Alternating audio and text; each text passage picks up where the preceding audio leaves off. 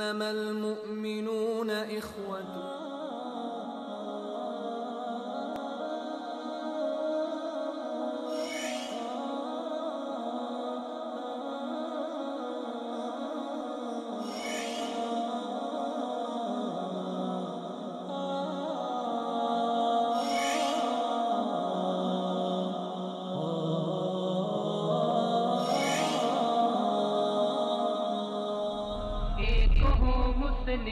حرم کی پاسبانی کے لیے.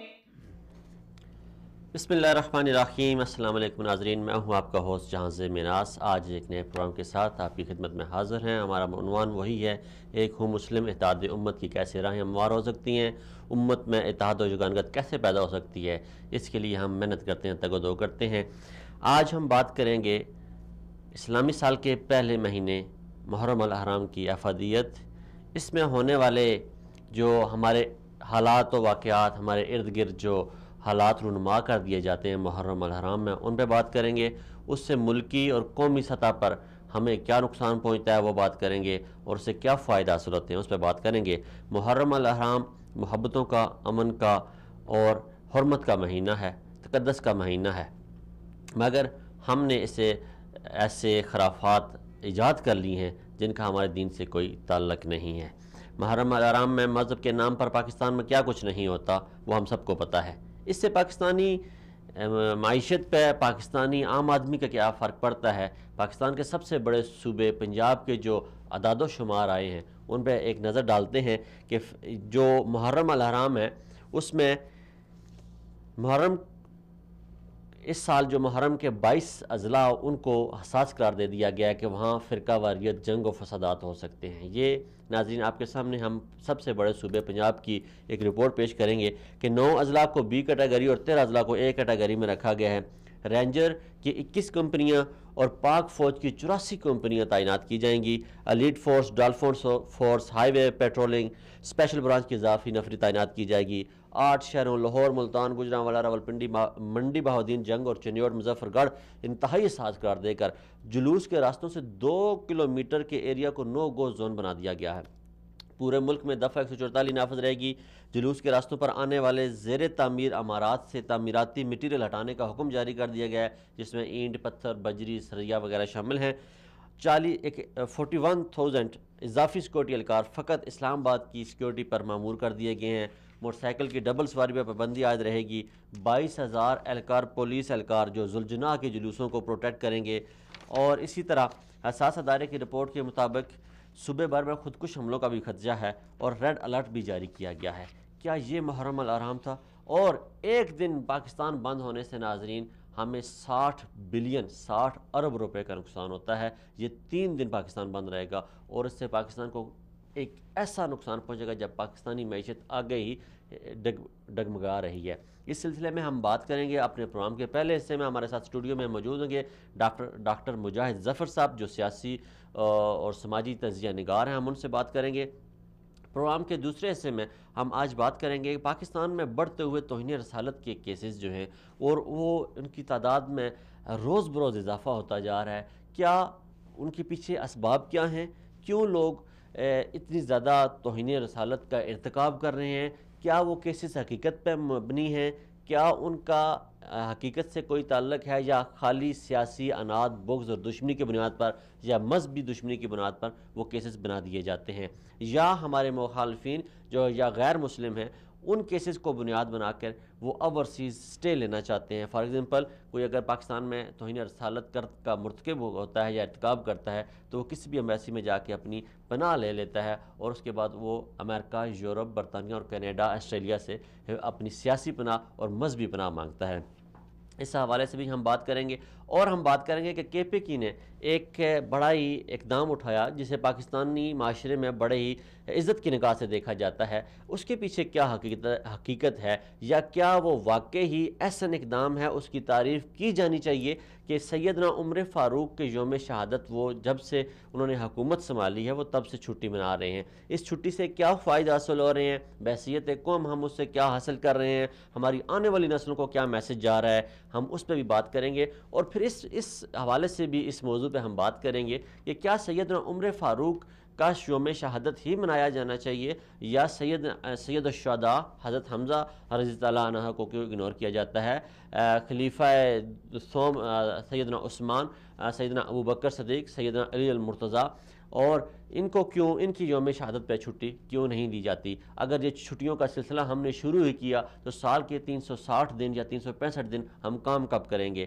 ہمیں یہ چاہیے کہ ان چھٹیوں کے بجائے یہ جو فلسفہ ہے نظرات کا اس پہ عمل پیرا ہوں، جو انہوں نے اپنی زندگیاں گزاری ہیں ان کے مطابق ہم اپنی زندگیاں گزاریں۔ جس دین محمدی پہ وہ پیروکار تھے ہم بھی اسے دین محمدی کے پیروکار بنیں، جس دین اسلام کی فتح کے وہ پرچم بلند کرتے رہے ہیں ہم بھی اسی دین اسلام کا پرچم بلند کریں، جس محبت، حقوت اور بھائی چارے کا وہ پرچم بلند کرتے رہے ہیں اسی محبت، حقوت اور بھائی چارے کا ہم بھی پرچم بلند کریں۔ اتحاد عالم اسلام کے لیے کوشش کریں، یہی ہمارا مقصد ہے، یہی ہمارا موضوع ہے، یہی ہمارا پروگرام ہے۔ ہم بات کریں گے جناب ڈاکٹر مجاہد ظفر صاحب سے۔ سر بہت شکریہ آپ نے وقت دیا، اور آپ کیا سمجھتے ہیں کہ جو آخری ہم نے پوائنٹ کیا ہے اور میں نے کہا ہے کہ کیا کے پی کی حکومت نے جو سیدنا عمر فاروق رضی اللہ عنہ کے یوم شہادت پہ چھٹی منانے کا اعلان کیا، ہر سال وہ اب انہوں نے یہ سلسلہ شروع کیا ہے، تو آپ کیا سمجھتے ہیں کہ اس طرح یہ چھٹی منائی جانی چاہیے؟ بہت شکریہ آپ کا کہ آپ نے مجھے بلایا اور اس پروگرام میں شامل کیا، اور بڑی عزت افزائی کی بات ہے۔ حضرت عمر کے خدمات اور حضرت عمر کی خلافت سے کسی کو انکار نہیں ہے۔ رسول اللہ نے جب دعا فرمائی تھی تو انہوں نے کہا تھا یا رب مجھے 2 عمر میں سے 1 عمر عطا کرو، تو اللہ تعالیٰ نے ان کو عمر خطاب عطا کیے، اور وہ ہمارے نبی کریم کے دائیں بازو تھے، انہوں نے اسلام پھیلانے میں بڑی خدمات ہیں ان کی۔ مگر سوال یہ ہے کہ کیا ہم ان کے کردار کو سمجھ کر اور اس پہ عمل کرتے ہیں؟ حضرت عمر کے کردار پہ کیا ہم ان کی طرح بننے کی کوشش کرتے ہیں یا نہیں؟ اور کیا اگر ہم ان کے لیے چھٹی کر رہے ہیں تو باقی خلفاء راشدین اور جو بزرگان دین تھے، جیسے آپ نے فرمایا حضرت حمزہ تھے، باقی خلفاء راشدین تھے، تو ان کے لیے بھی کیا اس طرح کی چھٹی کریں گے؟ تو یہ سب سوچنے والی باتیں ہیں۔ مگر بہتر تو یہ ہوتا کہ ہم اپنے طالب علموں کو، لوگوں کو یہ تعلیم دیتے کہ ہم ان کو اس طرح سے فالو کریں کہ ان کے عمل پہ کار فرما رہے ہیں۔ چھٹی نہ دینا یا دینا، میں نہیں سمجھتا کہ اس سے کوئی خاص فائدہ ہوگا چھٹی دینے سے۔ چلے یہ تو ہوگا جی محرم کے پہلے یوم کا۔ دوسرا ہم بات کر رہے ہیں کہ محرم الحرام میں پاکستان میں آپ ایک سلسلہ دیکھتے ہیں، یا ہم دیکھتے ہیں کہ میلاد النبی پہ وہ عید میلاد النبی کے جو جلوس نکلتے ہیں پاکستان میں، آپ دیکھیں کہ 9-10 محرم کو پورا پاکستان بند کر دیا جاتا ہے، سیل ہو جاتا ہے، معمولات زندگی بند ہو جاتے ہیں، جلوس کے راستوں سے 2 کلومیٹر تک کوئی بندہ نو گو ایریا بن جاتا ہے، اس میں اگر کسی کو ایمرجنسی ہوتی ہے وہ نکل نہیں سکتا۔ ملک کی جو معیشت ہے اسے 60 بلین کا خسارہ ہو جاتا ہے، اور اس میں خدشات ہوتے ہیں، ہر سال کتنی جانیں ضائع ہوتی ہیں۔ تو کیا ان جلوسوں کو، محرم کے ہوں جلوس، چاہے وہ ربیع الاول کے جلوس ہوں، چاہے وہ کسی اور مقدار فکر کے مذہبی جلوس ہوں، آپ یہ نہیں سمجھتے کہ انہیں امام برگاہوں اور مسجدوں تک محدود کر دیا جائے؟ بالکل، دیکھیں یہ محرم ہو یا ربیع الاول ہو یا اور بھی مذہبی تہوار ہوں، جی ان کا مجھے یاد ہے جب ہم بچپن میں تو اتنے زیادہ نہیں ہوا کرتے تھے، سال میں 1 یا 2 دن بمشکل تمام یہ ہوتا تھا۔ اب تو ان کی تعداد بڑھتی جا رہی ہے، اور ان میں اتنے زیادہ لوگ شامل ہونے لگے ہیں کہ پورا شہر کھڑا ہو جاتا ہے، پوری اقتصاد آپ کی رک جاتی ہے۔ اور اس کے بعد اس میں اب آخری چند سالوں میں جو سب سے تشویشناک بات ہے کہ ان میں شدت پسندی آ گئی ہے، جس سے بہت زیادہ نقصان یہ بڑا ایک اہم آپ نے مسئلے کی طرف توجہ ہماری مبذول کرائی کہ اس میں شدت پسندی آ گئی ہے۔ شدت پسندی اس وقت آتی ہے جب آپ کو یہ ذہن آ جائے آپ کے اندر کہ ہم طاقت میں ہو گئے ہیں، ہم کچھ کر سکتے ہیں یا ہم کچھ کرنے جا رہے ہیں۔ جیسے راجہ بازار کا واقعہ 2 سال پہلے پیش آیا، اس میں بڑی قیمتی جانیں ضائع ہوئیں، اور ایک ملکی سطح پہ ایک ایسا ماحول بن چکا تھا کہ جس سے بڑا ہی ایک مذہبی تصادم کا اور فرقہ واریت کی ایک بہت بڑی جنگ کا خدشہ پیدا ہو گیا تھا۔ وہ ہمارے سیکورٹی اداروں نے کردار ادا کیا اور اس معاملے کو ٹھنڈا کیا۔ تو آپ جیسے کہہ رہے ہیں کہ جب آپ چھوٹے تھے یا آپ نے جو ایام میں جن میں آپ کی پرورش ہوئی آپ نے دیکھا کہ یہ اس حد تک نہیں ہوتا تھا، تو آپ کیا سمجھتے ہیں کہ میڈیا پر مسلسل کوریج اس کی ایک وجہ بنی ہے ان معاملات کو ہوا دینے میں؟ دیکھیں میڈیا کا بہت اہم رول ہوتا ہے. میڈیا چاہے تو حالات کو بہت سنوار سکتا ہے، اور میڈیا اگر ذمہ دار نہ ہو تو حالات بگڑ سکتے ہیں. ٹھیک ہے. اور میڈیا اگر خالی اپنے نمبر بنانے کے لیے یا کوریج کے لیے یا اشتہاروں کے لیے کرے گا، مگر میڈیا کا فرض یہ ہے کہ پورے سال لوگوں کو یہ تعلیم دے کہ ان جلوسوں سے اور ان جلسوں سے جو معیشت پہ فرق پڑتا ہے، جو شرائع بند ہو جاتی ہیں، جی اور ہر دفعہ یہ سننے میں آتا ہے کہ کتنے بچے راستے میں موت کا شکار ہو گئے، جی جی کتنی عورتوں نے رکشہ میں ولادت جی جی بچوں کو جنم دیا. جی بچوں کو جنم دیا، کتنے لوگ جن کے دل کا دورہ پڑا تھا جی. وہ اسپتال نہ پہنچ سکے، رکشہ میں ٹیکسی میں ہی ختم ہو گئے. تو اس کی ذمہ داری کس پہ آتی ہے؟ ہم سب پہ آتی ہے. اجتماعی ذمہ داری ہے. اس میں علماء دین بھی، عام آدمی بھی، ایڈمنسٹریشن بھی، سب حکومت بھی شامل ہیں. تو یہ اگر یہ پہلے سے ان کو آپس میں اتفاق ہو علماء دین کا اور حکومت کا اور لوگوں کا، تو یہ کام بڑے اچھی طریقے سے امام بارگاہوں میں، میدانوں میں، مساجد میں جی. اور کھلی علاقوں میں ہو سکتا ہے کہ جہاں پہ لوگ جائیں. ویسے بھی یہ کوئی ایک دین کا حصہ تو یہ تو ایک غلط لوگوں کو بتا دیا گیا کہ دین کا حصہ ہے، کیونکہ جب حجۃ الوداع کے موقع پہ اللہ کے نبی فرما گئے کہ آج تم پہ تمہارا دین مکمل ہو گیا. جی اس کے بعد کوئی بھی چیز دین میں جو پیدا کی جاتی ہے وہ بدعت ہے، شامل تو نہیں کی جا سکتی. عمل نہیں کی جا جی سکتی. جی جی. تو یہ ایک آج کل تو یہ ایک میں سمجھتا ہوں کہ جو ہماری نوجوان نسل ہے اسے یہ بتا دیا گیا کہ یہ شاید کہ ہمارا مذہبی فریضہ ہے یا کوئی دین کے ارکان میں سے ہے زنجیر زنی کرنی، اور میں وہ حرمت کا مہینہ اس میں ایک دوسرے کا خون تم پہ حرام کر دیا گیا اور ہم اپنے ہی خون نکالنے لگے ہوئے. دیکھیں کہ جب جن بچوں کو نوجوانوں کو اصلیت کا پتہ ہی نہیں ہے جی تو ان کو تو ہم کچھ نہیں کر سکتے. یہ تو ہمارا فرض ہے، بزرگوں کا، علماء دین کا، کہ ان کو صحیح راستے پہ لے کے چلیں. مگر اب ایک اور بہت اہم پہلو ہے جس کو ہمیں بھولنا نہیں چاہیے. وہ یہ ہے کہ جب آپ ایک جلوس نکلتا ہے اور 7-8 کلومیٹر لمبا جلوس ہوتا ہے، 10 کلومیٹر، تو اس کی سیکورٹی بالکل تقریباً ناممکن ہو جاتی ہے. ٹھیک. اور اس پہ آپ کو پتہ ہے کہ پڑوسی ملکوں سے اور دہشت گرد آ کے اور سب چیزیں کر رہے ہیں. جی جی. تو وہ جلوس کے کسی حصے پہ بھی وار کر سکتے ہیں. ہمارے ساتھ ہیں محمد سعید صاحب. السلام علیکم سعید صاحب. جی وعلیکم السلام ورحمۃ اللہ. سعید صاحب ہم بات کر رہے ہیں توہین رسالت کے کیسز کے حوالے سے. پاکستان میں بہت زیادہ توہین رسالت کے کیسز جو ہیں وہ کاؤنٹ کیے جا رہے ہیں، وہ سامنے آ رہے ہیں. تو اس کی بنیادی وجوہات کیا ہیں؟ آپ ان سے بہت آپ کا گہرا تعلق ہے، تو آپ کیا سمجھتے ہیں اس کی بنیادی وجوہات کیا ہیں؟ اصل میں جی بات تو یہ ہے کہ ہم اگر قرآن اور حدیث طرف جائیں نا جی پھر یہ باتیں تو واضح ہو جاتی ہیں کہ دجالی فتنے ہیں، یہ تو ہوگا، ٹھیک ہے. یہ تو ہونا ہے، کیونکہ اللہ پاک نے اس کو سچ کر دکھانا ہے. ابھی پچھلے دنوں کی بات ہے کہ ایک بندہ جس کا نام عبد الوحید ہے اور ایاز نظامی کے نام سے اس نے 3-4 آئی ڈی بنا رکھی تھی. ٹھیک ہے. اپنی ویب سائٹیں تھی ریلاسٹک اپروچ اور جرأت تحقیق. ٹھیک ہے. تو یہ بندہ جو ہے یہ کراچی کا رہنے والا ہے. ٹھیک ہے. اور اس نے جو تعلیم حاصل کی ہے وہ دارالعلوم کراچی سے مفتی تقی عثمانی صاحب کا جو مدرسہ ہے وہاں سے اس نے حاصل کی. یہ مفتی بنا اور 2004 سے یہ مرتد ہو گیا. ٹھیک ہے. تو اس کے جو ہے دوست وغیرہ انڈیا میں بھی ہے، کچھ انگلینڈ میں بھی ہیں اور کافی طلاقات ہیں اس کے. اس نے اپنی کتابیں بھی لکھی ہیں. ایک کتاب وہ بھی لکھی ہے وہ راج پال تھا انڈیا کا جو لاہور میں غازی الدین شہید نے اس کو مارا تھا. جی جی. اس نے کتاب لکھی تھی رنگیلا رسول. جی تو جی. وہ کتاب تو اوریجنل جو تھی وہ ہندی میں لکھی ہوئی تھی، لیکن اس بندے نے اپنی ٹرانسلیٹ کی اردو میں اور اس کو نیٹ پہ چلا دیا. پھر اس بندے نے اپنا قرآن بنایا اور اس کا ترجمہ کیا اردو میں.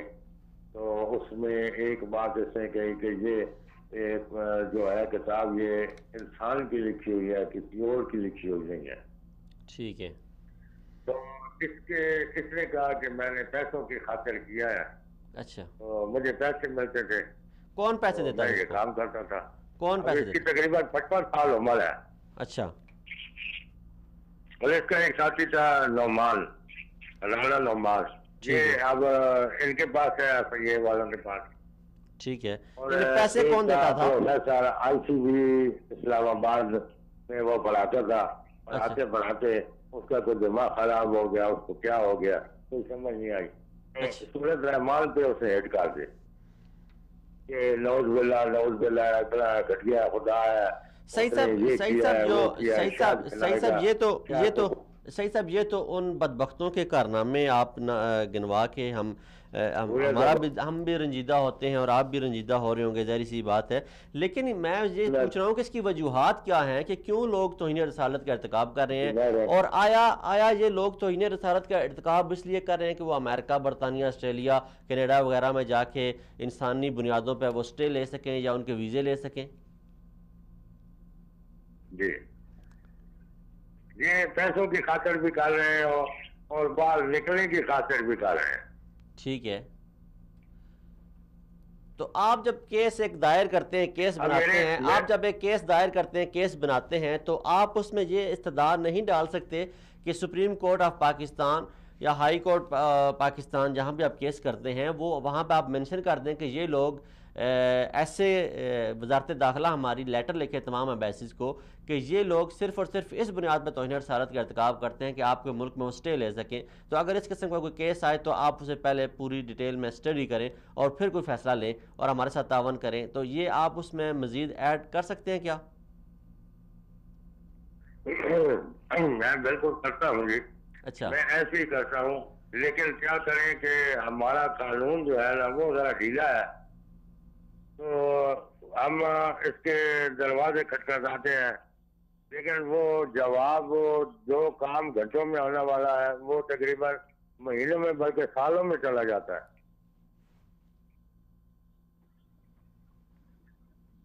تو اب جو ہم نے کی ہوئی ہے، ایک ریٹ ہم نے کی ہوئی ہے ابھی، تو اس میں یہ ہے کہ یہ بندے آپ نے سعید صاحب جلدی سے جلدی گرفتار کیا جائے. سعید صاحب آپ نے کتنی پٹیشن دائر کی ہیں ٹوٹل ابھی تک؟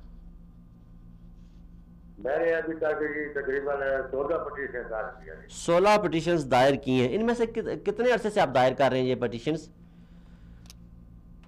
یہ میں 2009 سے 2009 سے آپ نے 16 پٹیشن دائر کی ہیں 16 مختلف مجرموں کے لیے. لیکن ان 16 میں سے کتنی پہ عمل ہوا ہے؟ سزا کتنوں کو ہوئی ہے؟ 16 میں سے یوں سمجھیں کہ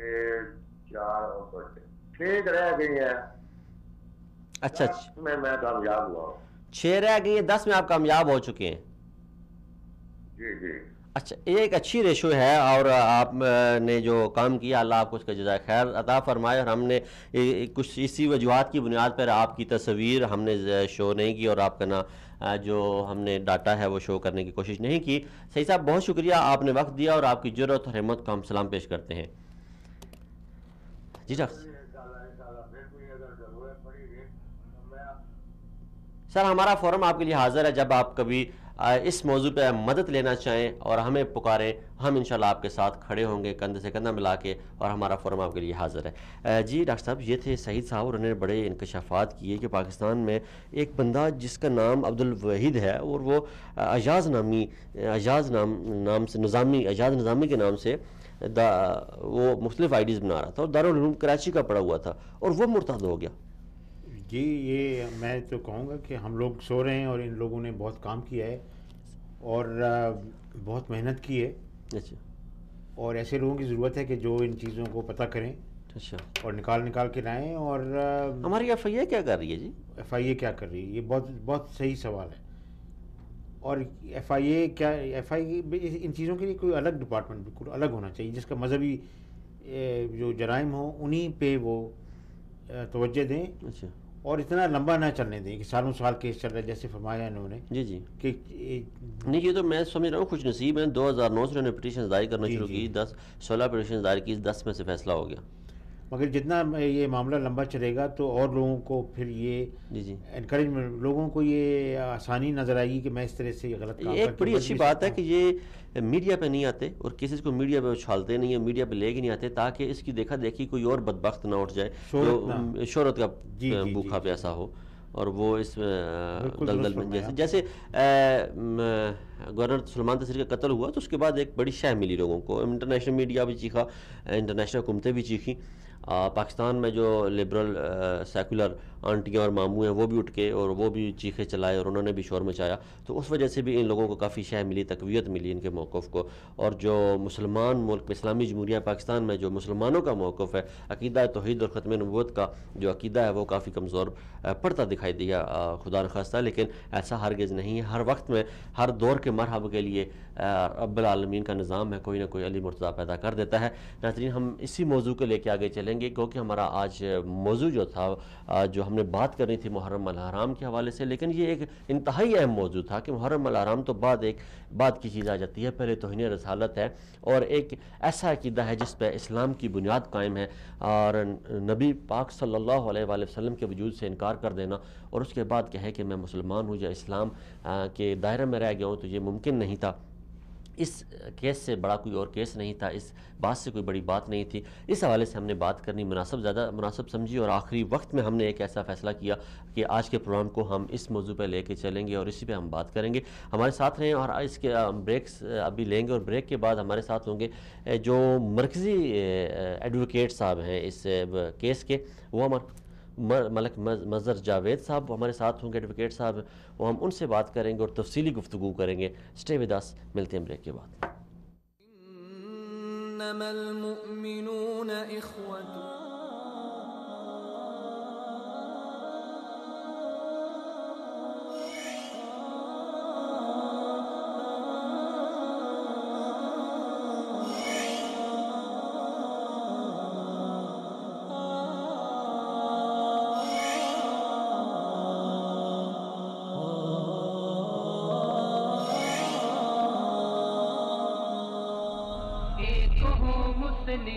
حرم کی پاسبانی کے لیے، پاسبانی کے welcome back after the break. ناظرین ہم بریک پہ جانے سے پہلے بات کر رہے تھے توہین رسالت کی اور ہم بات کر رہے تھے کہ اس کے بعد بریک کے بعد ہمارے ساتھ ہوں گے ایڈوکیٹ حافظ ملک مظہر جاوید صاحب اور ہم ان سے بات کریں گے، ان سے پتہ کریں گے کہ پاکستان میں جو ایک لہر اٹھی ہوئی ہے، جو ہر شخص جو ہے وہ تقریباً ہر دوسرا شخص توہین رسالت کا مرتکب ہو رہا ہے، اس کے پیچھے ان کے کیا مقاصد ہیں، اغراض و مقاصد کے ان کے اغراض و مقاصد کیا ہیں، وہ کیوں ایسی حرکات کرتے ہیں، وہ ان سے کیا مالی فائدہ حاصل کرنا چاہتے ہیں یا وہ کوئی اور فائدہ حاصل کرنا چاہتے ہیں. امریکہ برطانیہ کے ویزے کا حصول ان کی آنکھوں کے سامنے ہوتا ہے.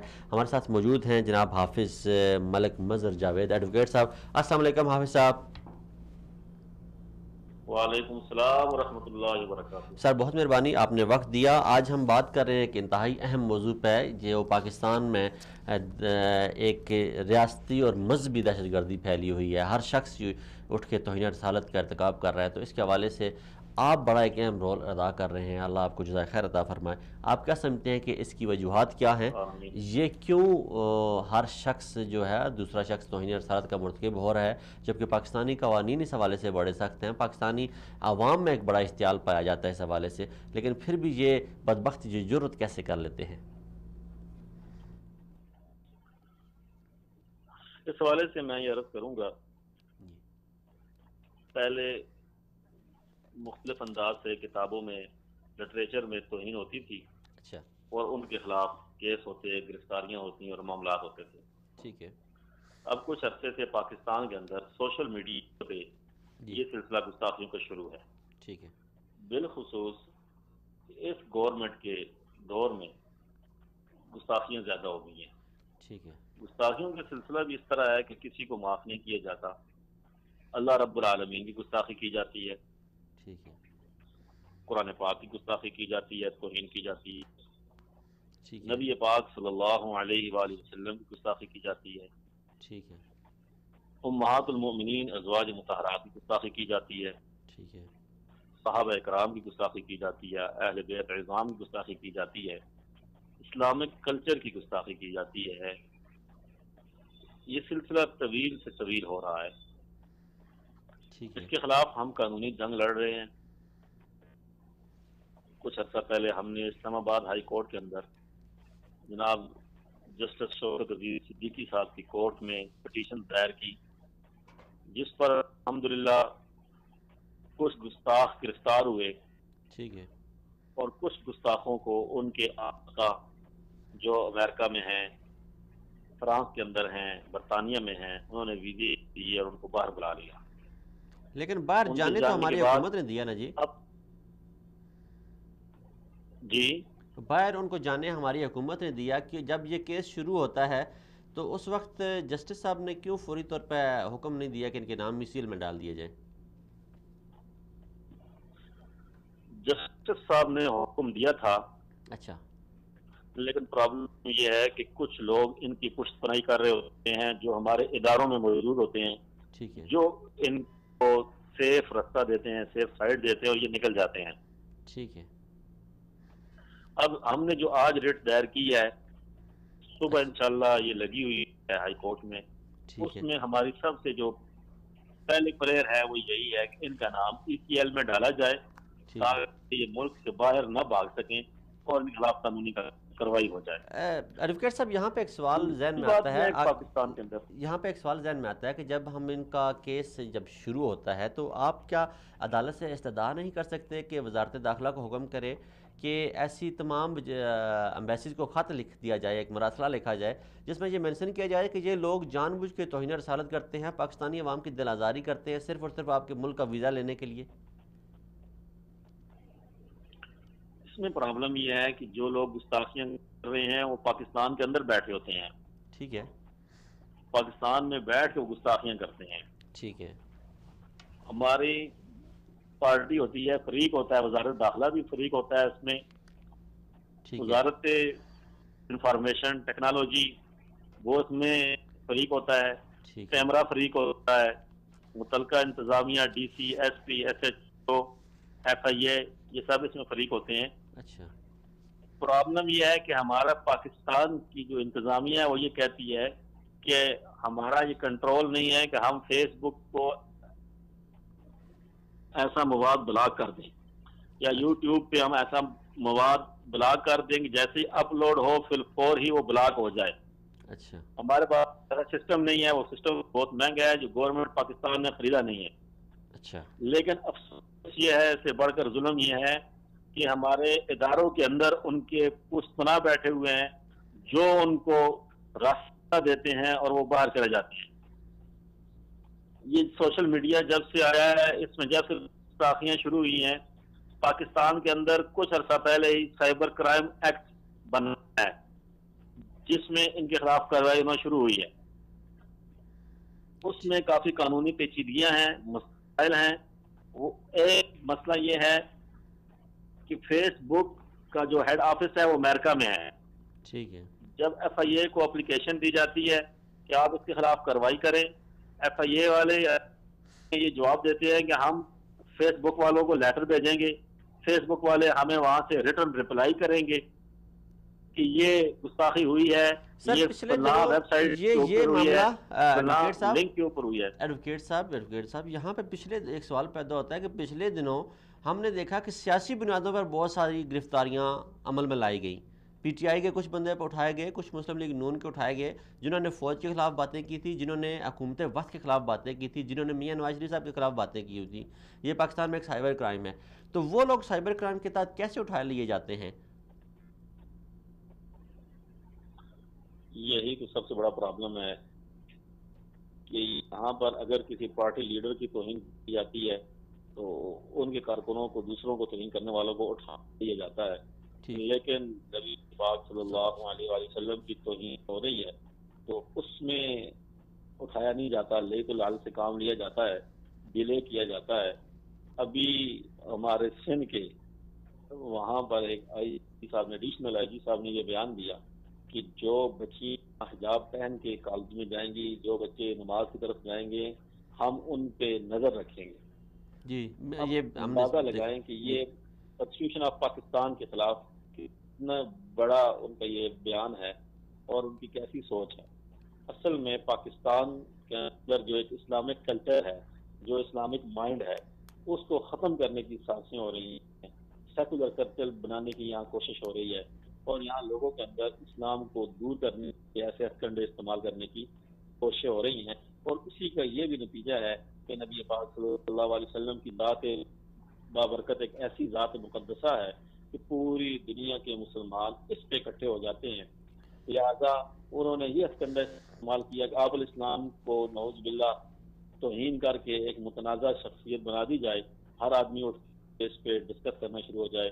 ایسے ہی قرآن پاک پر تمام مسلمانوں کا اتفاق ہے، اس پہ اکٹھے ہو جاتے ہیں، وہ قرآن پاک کی توہین کرتے ہیں۔ کعبۃ اللہ پہ اتفاق ہے تو کعبۃ اللہ کی وہ توہین کریں گے۔ تو یہ مسلمانوں کی یونٹی کو ختم کرنا، اور جو مسلمانوں کے اتحاد کی ایسی پرسنالٹی ہیں یا ایسی شخصیات ہیں کہ جو اتھینٹک ہیں، ان کو متنازع بنانے کی یہ سازشیں ہیں تاکہ مسلمانوں کے اندر اسلامی غیرت بالکل ختم ہو جائے، اور ایک پری پلان یہ سلسلہ چل رہا ہے، کافی عرصے سے چل رہا ہے۔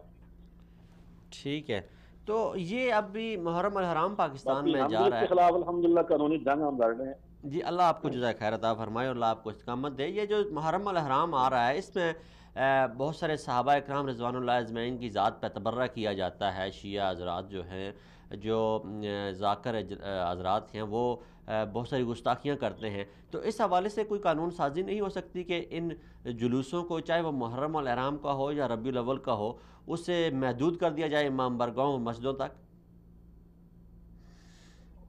اس حوالے سے کئی رٹیں کی ہیں، پہلے کیس بھی کیے ہیں کہ جو بھی مذہب ہے وہ عبادت کرے، اپنی عبادت گاہ کے اندر کرے۔ اس ملک کے اندر ہر ایک کو آزادی ہے کہ وہ عبادت کرے، لیکن اپنی عبادت گاہ تک محدود رہے، سڑکوں پہ عبادت نہ کرے، عوام کو تکلیف نہ دے، راستے نہ بلاک کرے، ہاسپٹل نہ بلاک کرے، بازار نہ بند کرے، کاروبار کا نقصان نہ کرے، اپنی جتنی فورسز ہیں ان کو اپنی طرف مصروف نہ کرے۔ ابھی تھوڑی دیر پہلے میری اسلام آباد کے اندر ایک پولیس والوں سے بات ہوئی ایک کیس کے سلسلے میں۔ انہوں نے کہا جی ہم تو ساری رات پہرا دیتے رہتے ہیں، مجلس شروع ہوتی ہے جا کے 11 بجے اور پوری رات جاری رہتی ہے، ہم پہرا دیتے ہیں۔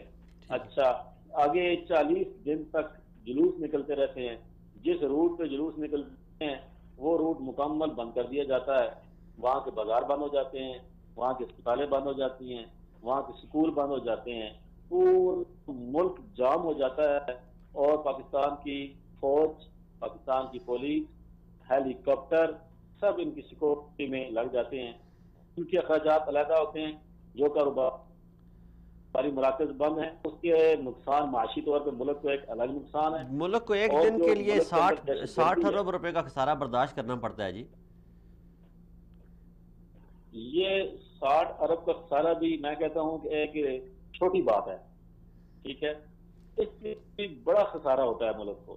پھر اس کے ساتھ ساتھ جو خون خرابہ ہوتا ہے، توہین ہوتی ہے۔ ابھی اسلام آباد کے اندر ایک علاقہ ہے باراکو کا، جی، وہاں پر ایک اشتہار جاری ہوا جس میں سیدنا امیر معاویہ رضی اللہ تعالیٰ عنہ کی گستاخی کی گئی۔ اب وہاں پر بڑا اشتہار پھیلا ہوا ہے اور دوست وہاں پہ FIR کی کوشش کر رہے ہیں۔ اسی طریقے سے ابھی مجھے ایک دوست نے تھوڑی دیر پہلے بتایا کہ ایک اہل تشیع نے سیدنا امیر معاویہ رضی اللہ عنہ کے حوالے سے واٹس ایپ پہ ایک اس نے ویڈیو شیئر کی جس میں سیدنا امیر معاویہ رضی اللہ عنہ کی گستاخی کی گئی۔ تو یہ اس طریقے سے بہت بڑا ظلم ہے، مذہبی فرقہ واریت بھی پھیلائی جاتی ہے، اور پاکستان کے اندر اہل سنت اکثریت ہیں اور اہل سنت کے جذبات کو مجروح کیا جاتا ہے، اور پری پلان ان کے افراد ہر ڈپارٹمنٹ میں بیٹھے ہوئے ہیں، ہر محکمے میں بیٹھے ہوئے ہیں، چاہے وہ میڈیا ہو، چاہے وہ پولیس ہو، چاہے وہ فوج ہو، چاہے وہ بیوروکریسی ہو، چاہے وہ عدلیہ ہو، کوئی بھی ڈپارٹمنٹ ہے وہاں پر اہل تشیع بیٹھے ہوئے ہیں، اور ان کو ایران ڈائریکٹ سپورٹ کرتا ہے، اور اس کی سپورٹ پہ ان کو یہاں ملازمتیں ملتی ہیں، یہاں ان پہ عہدے ملتے ہیں، اور وہ اپنے مذہب کے لوگوں کو پروٹیکٹ کرتے ہیں۔ سنی مظلوم ہے، سنی مار کھا رہا ہے، سنی کے کوئی حقوق نہیں ہے، نہ ہی اس کو کوئی تحفظ دینے والا ہے۔ تو یہ پاکستان کے اندر بھی صورتحال ہے، شام کے اندر بھی سنیت کے قتل عام ہو رہے ہیں، ایران میں سنیت کے قتل عام ہو رہا ہے، برما کے اندر سنیت کے قتل عام ہو رہا ہے، تو پوری عراق کے اندر سنیت کو خون خرابہ کیا جا رہا ہے۔ تو یہ پوری دنیا کے اندر اگر اس وقت مضمون ہے وہ سنی ہے، اور اس کی وجہ یہ ہے کہ سنی نے اپنے حقوق بھول کر سیکولر ہو گیا ہے اور اسلام سے محبت ختم ہو گئی ہے، صحابہ کرام شریف پڑھنا چھوڑ دی ہے، جس وجہ سے آج پوری دنیا کے اندر سنیوں کو مظلوم بنایا جا رہا ہے۔ اور افسوس یہ ہے کہ ہمارے حکمران سنی ہونے کے باوجود، یہ صرف پاکستان میں نہیں، اب پاکستان سنی حکمران ہے، سعودیہ میں سنی حکمران ہے، اچھا باقی کئی ممالک میں ہیں، لیکن ان کا آپس میں اتحاد نہیں ہے، یونٹی نہیں ہے، اہل سنت کے لیے کچھ سوچتے نہیں ہیں۔ ایران ہے وہ سر عام کہتا ہے کہ شیعہ جہاں ہم اس کو سپورٹ کریں گے، اور اس کو سپورٹ کرتا ہے۔ آج اہل سنت کو بھی اپنے مذہب کے ساتھ پیار ہو جائے، آج اہل سنت کو اللہ رب العالمین، نبی پاک صلی اللہ علیہ وسلم، صحابہ پاک، اہل بیت نظام، قرآن پاک کے ساتھ صحیح ایمانی محبت ہو جائے، تو میں یہ سمجھتا ہوں کہ یہ مسائل سارے حل ہو جائیں گے اور سنیت کے حقوق بھی ان کو مل جائیں گے، اور جتنے بھی ممالک ہیں سب میں امن قائم ہو جائے گا، سب کی اکنامیکل پوزیشن، معیشت بھی مضبوط ہو جائے گی۔ چلیں بہت شکریہ، بہت شکریہ حافظ صاحب، ان سب کو ایسی قانون سازی کرنا۔ بہت شکریہ حافظ صاحب، انشاءاللہ آپ سے پھر بات ہوتی رہے گی، اور آپ نے بڑے اچھے اور جامع الفاظ میں سارا جو قصہ تھا وہ بیان کیا، اور انہوں نے بتایا کہ پاکستان میں جو اگر کسی پارٹی لیڈر کے خلاف جو ہے وہ کوئی قانون سازی، کوئی توہین کرتا ہے تو اس کے خلاف تو کوئی کیس بن جاتا ہے، لیکن توہین رسالت پہ نہیں اس کو پکڑا جاتا۔ تو ڈاکٹر صاحب آپ اپنے آخری الفاظ کیا کہنا چاہیں گے؟ آج کے پروگرام، آج کے موضوعات کے حوالے سے ہم نے بات کی، توہین رسالت کے حوالے سے ہم نے بات کی، محرم الاحرام کے جلوسوں کے بارے میں ہم نے بات کی، جو یوم عمر پہ چھٹی دی جاتی ہے خیبر پختونخوا میں اس کے حوالے سے، جو ہماری معیشت کو نقصان پہنچتے ہیں جلوسوں کے حوالے سے اس پہ بات کی، تو آپ اس سارے کو کیسے اپنے الفاظ میں بات کریں گے؟ جو آج بات کی گئی ہے اس میں کافی اچھے نکات پیدا ہوئے ہیں، کہ ایک تو یہ کہ سب اس پہ متفق ہیں کہ سڑکوں پہ جلوس نکالنا بالکل بھی منافع بخش نہیں ہے، اور اس سے نقصان ہی ہو سکتا ہے، ٹھیک ہے، اور ان کو سڑکوں سے ہٹا کے ان کو محدود کرنا چاہیے، امام بارگاہوں میں، مساجد میں، اور کھلی میدانوں میں، دور آبادی سے، جہاں پہ یہ سب لوگوں کے ساتھ مشاکل پہ نہ ہو۔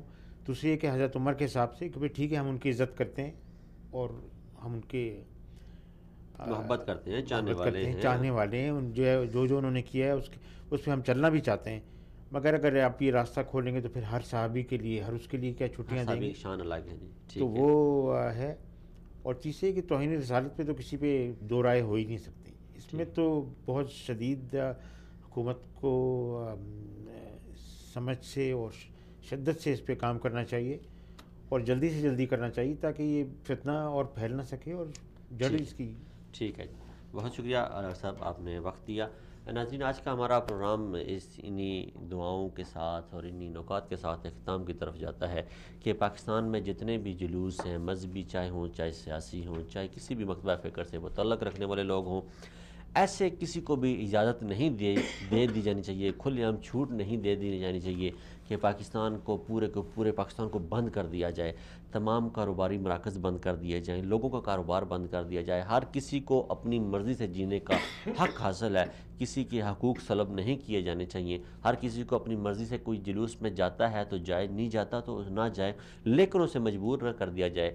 جن رستوں سے جلوس گزر کے جاتا ہے ان کی حدود میں دفعہ 144 نافذ کر کے 2 کلومیٹر کے ایریے کو نو گو زون بنا دیتے ہیں، اس میں کتنے لوگ مر جاتے ہیں ہارٹ اٹیک سے، کتنے بچے، کتنی مائیں بچوں کو جنم دیتے ہوئے مر جاتی ہیں، کتنے بچے اس دنیا کی کھلی فضاؤں میں سانس لینے سے پہلے ہی مر جاتے ہیں، کتنے والدین اپنی اولاد کو دیکھنے سے پہلے ہی ان سے ان کی اولاد چھین لی جاتی ہے، کتنی ایمبولینسز ان جلوس کے رستوں میں پھنس کے لوگوں کی موت کا سبب بنتی ہیں۔ تو اسلام یہ قطع نہیں ہو سکتا، محمد صلی اللہ علیہ وآلہ وسلم کا دین یہ ہے کہ کسی بھی چیز کا سوگ صرف 3 دن ہے، اور آپ صلی اللہ علیہ وآلہ وسلم نے خطبہ حجۃ الوداع میں فرما دیا کہ تمہارا دین آج تم پر مکمل ہو گیا، اس کے بعد کوئی بھی چیز دین کا حصہ نہیں بن سکتی، چاہے وہ محرم کا جلوس ہو، چاہے وہ ربیع الاول کا جلوس ہو۔ توہین رسالت کے حوالے سے ہم نے بات کی، یہ بڑا ہی اہم موضوع ہے، ہمارے حکمرانوں کو جاگنا چاہیے، ہمارے اہل اقتدار کو جاگنا چاہیے، اور جو اقتدار کے ایوانوں میں بیٹھے ہوئے ہیں انہیں جاگنا چاہیے کہ نبی پاک صلی اللہ علیہ وآلہ وسلم کی شان میں گستاخیاں ہو رہی ہیں اور پے در پے ہو رہی ہیں، اور ہم خاموش تماشائی بنے بیٹھے ہیں۔ قیامت کے روز ہم کس منہ سے حوض کوثر پہ جائیں گے؟ نبی پاک صلی اللہ علیہ وسلم کی شفاعت کے حقدار کیسے ہم ٹھہرائے جائیں گے، یا ہم ان سے کیسے شفاعت طلب کریں گے؟ یہ اتنی بدبخت لوگ ہیں کہ نبی پاک صلی اللہ علیہ وسلم کی شان میں گستاخیاں کرنے والوں کو تو ہم کہتے ہیں کہ ہم خط لکھیں گے فیس بک کو، وہ جواب دے گا تو پھر ہم پکڑیں گے، لیکن کسی پارٹی سربراہ کے یا کسی فوجی چیف کے خلاف اگر کوئی بات کرتا ہے تو اسے 15 منٹ یا 20 منٹ یا آدھے گھنٹے کے اندر اٹھا لیا جاتا ہے۔ باقی ہم نے بات کی تھی کہ سیدنا عمر فاروق رضی اللہ عنہ کے حوالے سے اس میں کوئی دو رائے نہیں ہے۔ عمر فاروق ہی وہ شخص تھے جو نبی پاک صلی اللہ علیہ وسلم کی خدمت میں حاضر تھے۔ ایک شخص آتا ہے اور ایک صحابی ایک شخص کو لے کے آتے ہیں، وہ کہتے ہیں کہ اس شخص نے توہین رسالت کی ہے۔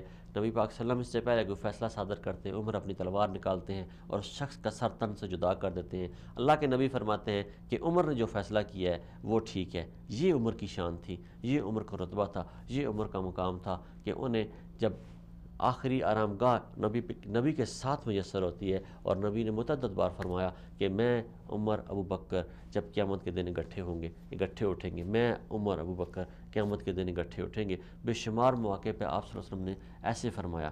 تو یہ عمر کی شان تھی اور یہی شان رہے گی۔ نہ چھٹی کرنے سے شان بڑھتی ہے اور نہ چھٹی نہ کرنے سے شان کم ہوتی ہے۔ ہم نے تمام صحابہ کرام رضوان اللہ اجمعین سے پیار کرنا ہے، ہماری یہی فلسفہ محبت ہے، یہی فلسفہ عقیدت ہے۔ اگر اس طرح ہم چھٹیاں شروع کر دیں تو ہم باقی صحابہ کرام رضوان اللہ اجمعین کی کیا خدمات کو اگنور کر رہے ہیں۔ یہی ہمارا آج کا پیغام تھا، اس پہ آپ بھی سوچیے گا، ہم بھی سوچیں گے۔ انشاءاللہ اگلے ہفتے ایک نئے پروگرام کے ساتھ آپ کی خدمت میں پھر حاضر ہوں گے۔ تب تک اپنے ہوسٹ جہاں سے مناس کو اجازت دیجیے۔ السلام علیکم۔